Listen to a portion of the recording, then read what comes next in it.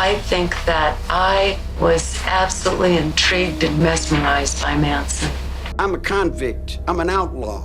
I'm a rebel. I'm not a Sunday school teacher. Convicted killer Leslie Van Houten has spent more than 2/3 of her life behind bars for the role she played in the infamous Manson family murder spree. This week, she became the first member sentenced in the high-profile slayings to be released from prison. I feel like if I am released, it will be because I deserved it.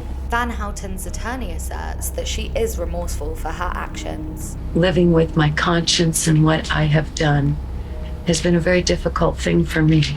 The murders in 1969 occurred a day after other Manson followers killed actress Sharon Tate and 4 others. Leslie has long maintained that she was brainwashed by Charles Manson and claims to be a changed woman now. It didn't happen overnight. He spent a lot of time taking middle-class girls and remolding them. The Manson family murders date back more than 50 years. 1969 was the era of free love, mind-opening drugs, rock and roll, and civil rights. This created an ideal backdrop for convicted felon Charles Manson to build what he called his family. I cut people and I shoot them and I do whatever I have to do to survive in the world I live in. Leslie in high school was described as very bright and gorgeous, with all the boys admiring her. She even played the baritone saxophone in the marching band. Leslie Van Houten is an example of how people can be very normal, but all of us have vulnerabilities. But after her mum ordered her to undergo a back alley abortion, Leslie became a hippie, hopping between communes until finally finding herself at Charles Manson's. There is a balance of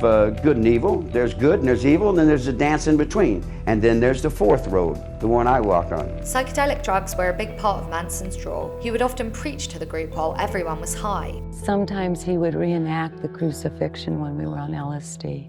So he used LSD as a form of mind control. According to Van Houten, she became saturated in acid and could not grasp the existence of those living in a non-psychedelic reality. It's an empty shell of a person that was filled up with Manson rhetoric. Manson prophesied what he called helter-skelter, an apocalyptic war that would arise from racial tensions between black and white people. Manson instructed his followers to prepare for this war by learning survival skills and stockpiling food. Then, his instructions turned more sinister. I knew that people would die. I knew that there would be killing. By August of 1969, Manson had turned his eyes to the Hollywood Hills. At the time, Roman Polanski, director of Rosemary's Baby, and his 26-year-old wife Sharon Tate lived there. On the night of August the 8th, Manson dispatched a group of his most devoted followers to the house on CeeLo Drive to kill everyone inside, no matter who they were. 5 persons, including actress Sharon Tate, were found dead at the home of Miss Tate and her husband, screen director Roman Polanski. Sharon Tate was 8.5 months pregnant at the time.